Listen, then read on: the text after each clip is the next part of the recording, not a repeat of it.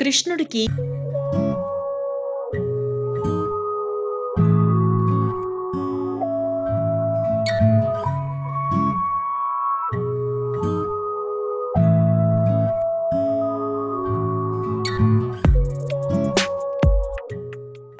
ఈ 16,000 మంది గోపికలు, అన్ని వేల మందితో కేవలం సరస సల్లాపాలు మాత్రమే చేశాడు.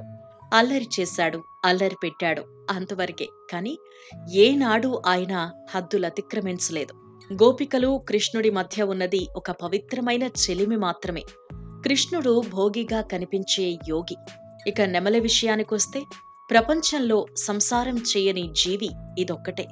అత్యంత పవిత్రమైన జీవి కనుకే మన దేశానికి జాతీయ పక్షిగా ప్రకటించటం జరిగింది. 16,000 మంది గోపికలున్నా కూడా శ్రీకృష్ణుడు అత్యంత పవిత్రుడు. అందుకే నెమలి పింఛం తలపై ఉండి శ్రీకృష్ణ భగవానుడి పవిత్రతను తెలియచేస్తుంది. గోపికలు ఉన్న అత్యంత పవిత్రుడు అనే కంటే అసలు విషయం ఏంటంటే కృష్ణుడు అస్ఖలిత బ్రహ్మచారి. నెమలి పరవశించినప్పుడు మగనెమలి అశ్రుధారను ఆడనెమలి మింగితే అది పునరుత్పత్తి పొందగలదట. అంతేకాని అవి కలవవు. అందుకే కృష్ణుడు తలపై నెమలిక ధరిస్తాడు. మరో ముఖ్య విషయం, ఒకసారి పిల్లన గోవిని గోవిందుని పెదవుల వద్ద స్థానమెలా సంపాదించావని ఒక మహర్షి అడిగాడట.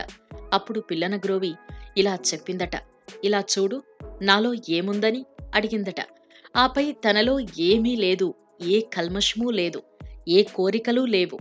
ఈ కామ క్రోధ లాభ మోహ మధమాశ్చర్యాది హర్షడ్వర్గాలను అదుపులో పెట్టుకుంటే జీవితం చక్కని స్వరంలా సాగిపోతుంది. తనదంటూ ఏదీ కోరని వారిని దేవుడు తన వద్ద ఉంచుకుంటాడని చెప్పిందట పిల్లన గ్రోవి. సృష్టిలో తోటి నెమలిని కలవని ప్రాణి నెమలి మాత్రమే.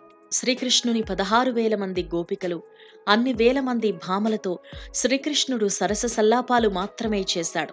అల్లరి చేశాడు, ఆడాడు, అంతవరకే మెలిగాడు. ఆ విషయాన్ని తెలియచేయటమే శ్రీకృష్ణుడి పైనున్న నెమలిపించం భావం. శ్రీకృష్ణుడు కొంటెవాడు మాత్రమే. అయితే శ్రీకృష్ణుడు భోగిగా కనిపించే యోగీశ్వరుడు. వారందరితో పవిత్ర స్నేహ సన్నిహితంగా ఉన్నానని పదే పదే చెప్పటమే నెమలిపించం ధరించటం యొక్క ఉద్దేశం.